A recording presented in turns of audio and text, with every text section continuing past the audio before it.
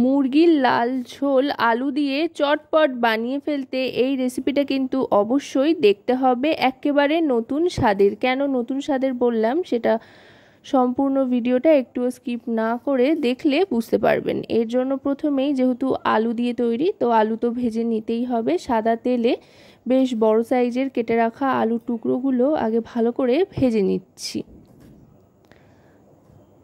আলুটা বেশ লালচে করে ভেজে নিতে হবে।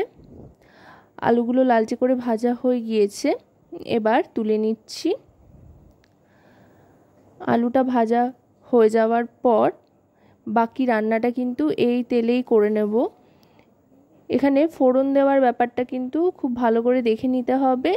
ফোড়নেই হচ্ছে রান্নার আসল স্বাদের কেরামতি। যাই হোক, এবার এর মধ্যে ফোড়ন দিয়ে দেব। গ্যাসের ফ্লেমটা অফ করে, হ্যাঁ গ্যাসের ফ্লেমটা কিন্তু অফ করে দিতে হবে, তাতে করে একটু তাপমাত্রাটা কমে আসবে। তারপরে তেজপাতা দিয়ে এর মধ্যে দিয়ে দিচ্ছি কাসুরি মেথি বেশ খানিকটা পরিমাণে হাতে ঘষে। তেজপাতা আর কাসুরি মেথি ফোড়ন হিসেবে দিলাম। এবার কাঁচা পেঁয়াজ দিয়ে দিলাম বেশ খানিকটা পরিমাণে। এখানে বড় সাইজের একটা পেঁয়াজ স্লাইস করে কেটে নিয়েছি। তারপরে গ্যাসটা আবার অন করে কিন্তু এটা ভাজতে থাকতে হবে। ফোড়নটা কিন্তু গ্যাসের ফ্লেমটা অফ করে দিয়ে দিলাম, যেহেতু আলুটা ভাজার পর অনেকটাই গরম হয়ে গিয়েছিল তেলটা, তাই ফোড়নটা দিয়ে পেঁয়াজ কুচিটা দিয়ে নেওয়ার পর আবার গ্যাসটা অন করে দিয়ে পেঁয়াজটাকে এবার ভেজে নেব। আসলে লক্ষ্য রাখতে হবে ফোড়নটা যাতে কোনোভাবেই পুড়ে বা ধরে না যায়, তাহলে কিন্তু রান্নার স্বাদটা দারুণ হবে। পেঁয়াজটা হালকা ভাজা হয়ে যাওয়ার পর এবার এতে দিয়ে দিচ্ছি আদা রসুন আর টমেটোর পেস্ট। তিনটে একসাথেই বেটে রেখেছিলাম। এবার ভালো করে কষিয়ে নেব।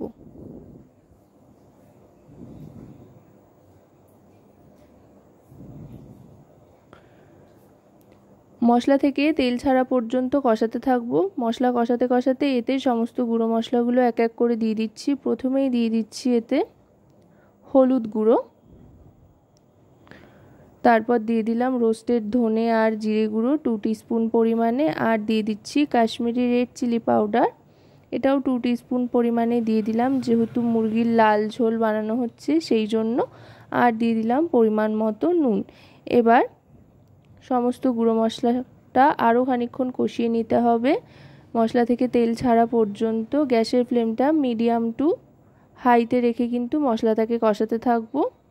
দেখুন মশলা থেকে তেল ছাড়তে আরম্ভ করলে এবার চিকেনটা দিয়ে দেবো। এখানে 600 গ্রাম মতো চিকেন রয়েছে, আর এটা কিন্তু কোনো কিছু দিয়ে ম্যারিনেট করা নেই, একেবারে সিম্পলভাবেই রয়েছে, শুধু পরিষ্কার করা রয়েছে, কোনো কিছু দিয়ে ম্যারিনেট করারও প্রয়োজন নেই। এভাবে বানালেও কিন্তু খেতে অপূর্ব লাগে আর খুব চটজলদি তৈরিও হয়ে যায়।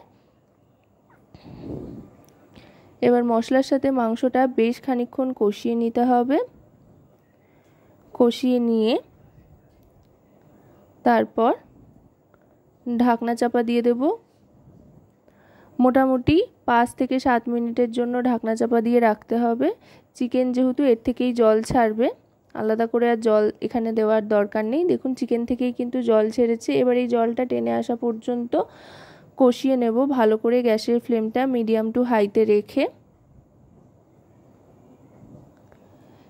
এই জলটা কষে গিয়ে যখন এর থেকে তেল ছাড়তে আরম্ভ করবে তখন বোঝা যাবে যে মাংস কিন্তু পুরোপুরি ঠিকঠাকভাবে কষে এসছে। এবার দিয়ে দিচ্ছি আগে থাকতে ভেজে রাখা আলুর টুকরোগুলো। আলুটাও এর সাথে মিশিয়ে নিয়ে আবার ঢাকনা চাপা দিয়ে দেবো, এতে করে আলুটাও সেদ্ধ হয়ে যাবে। আর চিকেনটা মোটামুটি 70% মতো সেদ্ধ হয়েছে। আরও খানিকক্ষণ কিন্তু এটাকে সেদ্ধ করতে হবে। যেটা বললাম, জলটা টেনে এসে যখন তেল ছাড়তে আরম্ভ করবে তখন বুঝতে হবে যে মাংস পুরোপুরি সেদ্ধ হয়েছে। আবার মোটামুটি 5-7 মিনিটের জন্য ঢাকনা চাপা দিয়ে দিচ্ছি। 5 থেকে 7 মিনিট বাদে লো ফ্লেমে ঢাকনা চাপা দিয়ে রান্না করার পর ঢাকনাটা সরিয়ে নিলাম। দেখুন তেল কিন্তু ছাড়তে আরম্ভ করেছে, তার মানে বুঝতে হবে চিকেন পুরোপুরি সেদ্ধ হয়ে গিয়েছে। আলুটাও কিন্তু খুব সুন্দরভাবে নরম হয়ে গিয়েছে।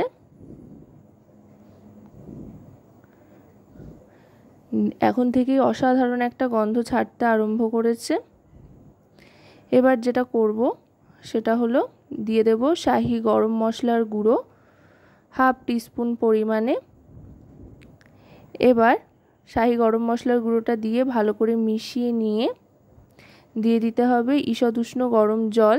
চিকেন কারি বা চিকেনের গ্রেভির জন্য কিন্তু সব সময় অবশ্যই গরম জলই ব্যবহার করবেন। দেখুন আলুটাও কত সুন্দর নরম হয়ে গিয়েছে।